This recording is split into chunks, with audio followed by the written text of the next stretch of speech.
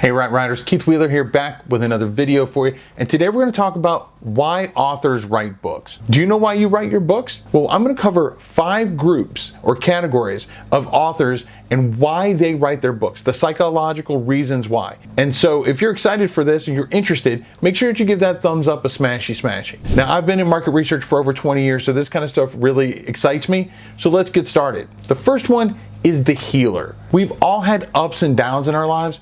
And let's be honest, for some, those downs are life-changingly low.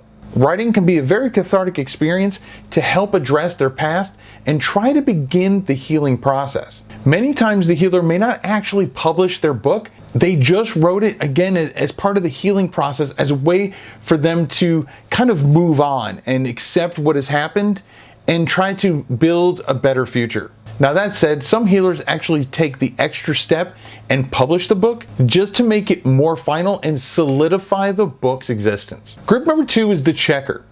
The checker is someone who has always wanted to write a book. This is a bucket list item for them, something that they want to check off at some point in their lifetime. Much like the healer, the checker isn't really interested in sales. I mean, sales are great, but that's not their end goal. They don't care if anyone actually buys their book.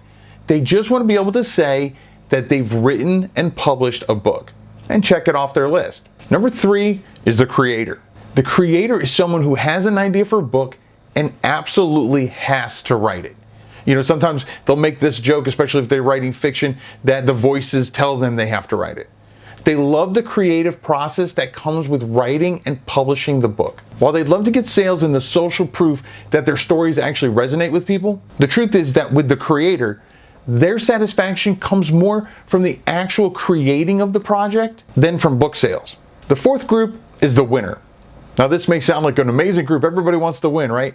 But no, the winner is someone who is driven by the end results of their published books. They're the authors that focus a lot on the analytics as well as social matrices. They're driven by things like reviews, sales, book awards, things like that. Because they're driven by these matrices, they're a lot more likely to do extensive research on niches, categories, and keywords to better their chances of overall success. They also tend to research the book awards that they apply for to better their chances of winning those as well. Now, the 5th group is the impactor. The impactor is an author that's main purpose in writing their book or books is to, quote, make a difference. Whether they're looking to change the life of a reader, change their industry, or change the world as a whole, the impactor is driven by the main purpose to make a difference, to leave their mark. Because of this, the impactor cares deeply about sales, not because of the money that it brings, but because the more people that read it, the greater chances they have of reaching their end goal of making a difference. Many times they'll make their books free